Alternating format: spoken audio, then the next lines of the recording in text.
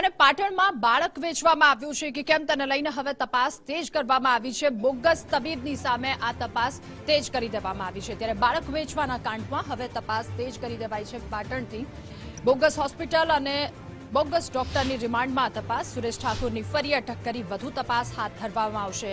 બાળક ખરેખર કોનું છે એ દિશામાં હવે તપાસ કરવામાં આવશે।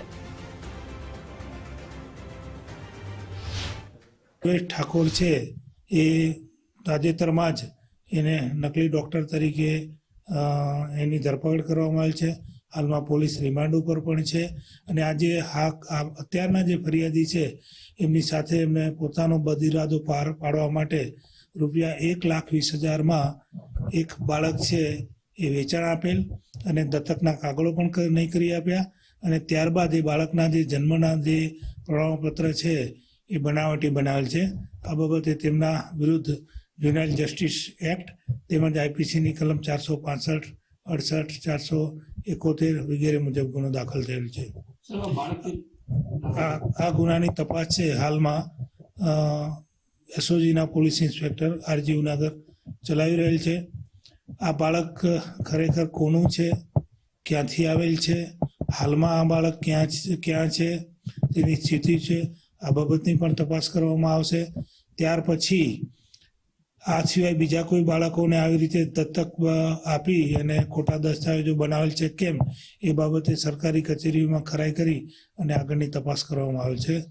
અને જે આ તપાસમાં જે આ વચ્ચે જે ફરિયાદમાં દર્શાવેલા જે કોઈ માણસો છે તે ખરેખર આરોપી છે કે આ ગુનાના સાક્ષીઓ છે તે બાબતે પણ ઊંડાણપૂર્વક તપાસ કરવામાં આવે છે।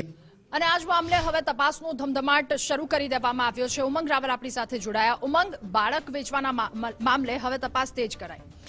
આખી વાતમાં કર્મચારીઓની આળસ છે। એ આળસ ગમે એટલી ઘટનાઓ બને પરંતુ આ કર્મચારીઓની આળસ નથી નીકળતી અને એના જ કારણે ક્યાંક છે ગુજરાતની અંદર ખ્યાતિ જેવી હોસ્પિટલ કાંડ સામે આવે ને હજી તો એ ભૂલાય ને એ પહેલા જ બાળકો વેચવાના કિસ્સાઓ સામે આવે। એક કિસ્સો બને તો એક વિભાગના જ્યાં બીજો કિસ્સો આવે ને હજી એને મહિનો પણ નથી થયો તો એ વિભાગ કરી શું રહ્યું છે, ત્યાં બેઠેલા કર્મચારીઓ શું કરી રહ્યા છે। એવું નથી હોતું કે અમદાવાદ જિલ્લામાં કોઈ પણ ઘટના બની તો માત્ર અમદાવાદ જિલ્લાના અધિકારીઓ છે એ જ કામ કરે। અરે ભાઈ, તમારા ત્યાં આવું નથી ચાલતું એ જોવાની જવાબદારી છે પણ જે તે વિભાગના કર્મચારીઓને અધિકારીઓની આવતી હોય છે। પણ સાહેબ, હવે એસીની ટેવ છોડી દો ને। હવે તો આમે શિયાળો આવ્યો, બહાર ફરશો, થોડો તડકો લાગશે, લોકોને મળશો તો તમારા વિસ્તારમાં શું ચાલી રહ્યું છે ને સાહેબ ખબર પડશે।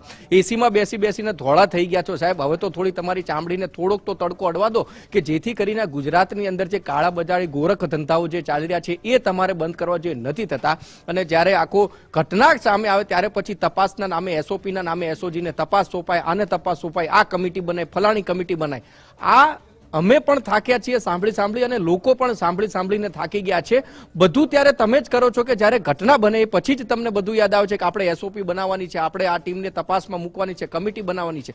પણ એ પહેલા અધિકારીઓને કરવાના શું? માત્ર ને માત્ર કાગળિયો જોવા માટે આપણે બેસાડીએ છીએ કે સહીઓ કરવા માટે બેસાડીએ છીએ અને એના માટે એમને હજારો ને લાખો રૂપિયાનો પગાર નથી આપતા કે વિસ્તારની અંદર આ પ્રકારની હરકતો થતી હોય ને અધિકારીઓને કર્મચારીઓને જાણ સુદ્ધા પણ ન હોય।